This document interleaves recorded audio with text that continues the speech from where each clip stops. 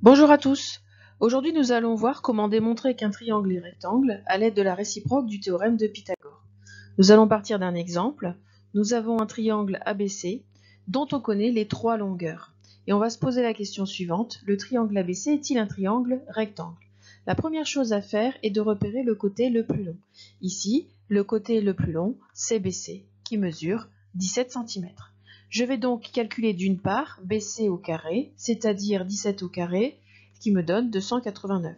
Et d'autre part, je vais regarder les deux autres côtés, en calculer le carré des longueurs et en faire la somme. Donc je vais calculer AB au carré plus AC au carré. AB mesurait 8, donc AB au carré, ça va me donner 8 au carré. AC mesure 15, donc AC au carré, 15 au carré. Je fais le calcul et j'obtiens 289. Lorsque j'observe mes deux résultats obtenus, je m'aperçois que l'égalité de Pythagore va être vérifiée, à savoir BC carré va être égal à AB carré plus AC carré. Je vais donc pouvoir conclure que le triangle ABC est un triangle rectangle en A. Un deuxième exemple avec un triangle SRP dont on connaît de nouveau les trois longueurs. Et je vais me poser la question suivante, le triangle SRP est-il un triangle rectangle? Rappelle-toi, la première chose à faire, je repère le côté le plus long. Le côté le plus long ici, c'est PR qui mesure 62 mm. Je vais donc calculer PR au carré, c'est-à-dire 62 au carré. Petite info, ne mets pas les unités dans tes calculs.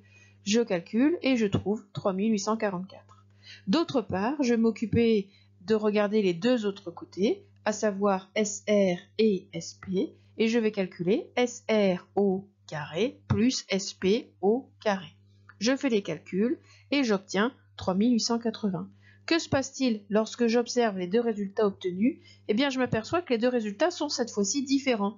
L'égalité de Pythagore n'étant pas cette fois-ci validée, respectée, je vais donc conclure que le triangle PSR n'est pas un triangle rectangle. J'espère que cette petite vidéo t'a permis de comprendre un peu mieux la réciproque du théorème de Pythagore. N'oublie pas de t'exercer, c'est essentiel. Bon courage!